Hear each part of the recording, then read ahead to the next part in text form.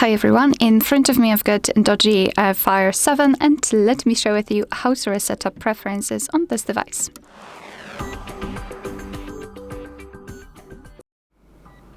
So let's begin with opening the settings. And here we have to find the apps. As you can see, they are almost at the very bottom, at the very top, sorry.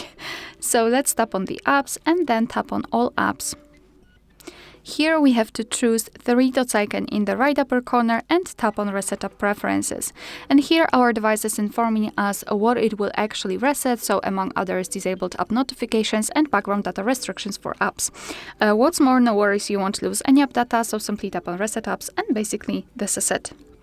Alright, so that will be all. Thank you so much for watching. Please hit the subscribe button and leave the thumbs up.